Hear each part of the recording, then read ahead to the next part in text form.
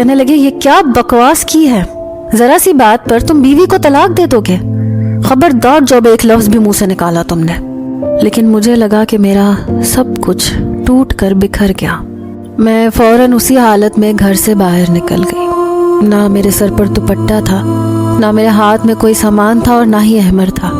میں روتے ہوئے تیز تیز سڑک کی جانب جا رہی تھی۔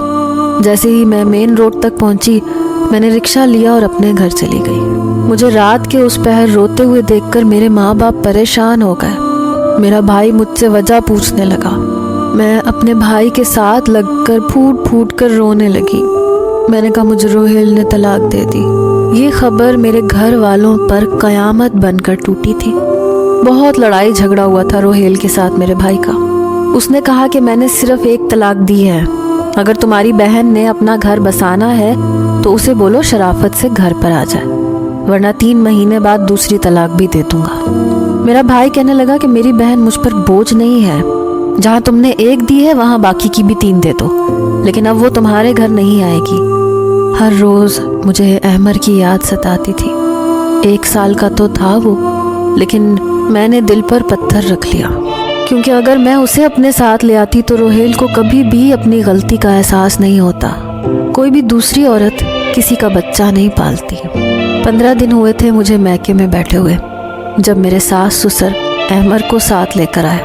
وہ روئے جا رہا تھا، اسے دیکھ کر میرا دل بری طرح سے تڑپا تھا۔ اس سے پہلے کہ میں اس کی جانب لپکتی، میرے بھائی نے میرا ہاتھ پکڑ کر مجھے نفی کا اشارہ کیا۔ کہنے لگا نور اپنے کمرے میں جاؤ، ان سے میں بات کرتا ہوں۔ میری ساس کہنے لگی نور ہمارے ساتھ واپس چلو، کیوں حماقت کر رہی ہو؟ روہیل اس لڑکی کے ساتھ شادی کر لے گا، تمہارا گھر برباد ہو جائے گا۔ یہ سن کر میرا دل بے چین ہوا تھا۔ ایک بار سوچا کہ واپس لوٹ جاتی ہوں، میرے بچے کی زندگی برباد ہو جائے گی، لیکن اس سے پہلے کہ میں کچھ کہتی، میرا بھائی کہنے لگا میری بہن ہی کیوں قربانی دیتی رہے؟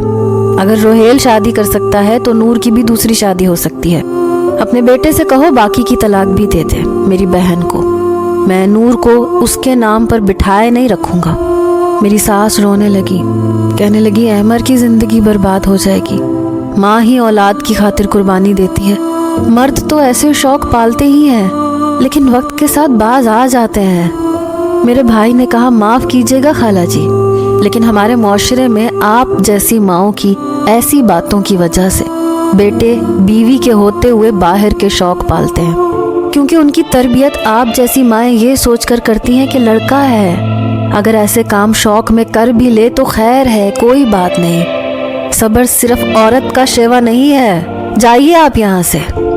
میری ساس اور سسر واپس چلے گئے۔ اپنے بچے کے بنا زندگی تو میری بھی اداس گزر رہی تھی، لیکن میرا بھائی مجھ سے کہنے لگا تم صبر کر کے بیٹھی رہو، اگر تم یوں ہی چلی گئی تو روہیل 1 کے بجائے 10 عورتوں سے تعلقات بنا کر دکھائے گا تمہیں، کیونکہ اسے لگے گا کہ تمہارے پاس دوسرا کوئی آپشن نہیں ہے۔ 2 ماہ گزرنے کے بعد روہیل مجھے لینے آیا تھا۔ اتفاق تھا کہ دروازہ میں نے ہی کھولا تھا۔ شیو بڑی ہوئی تھی،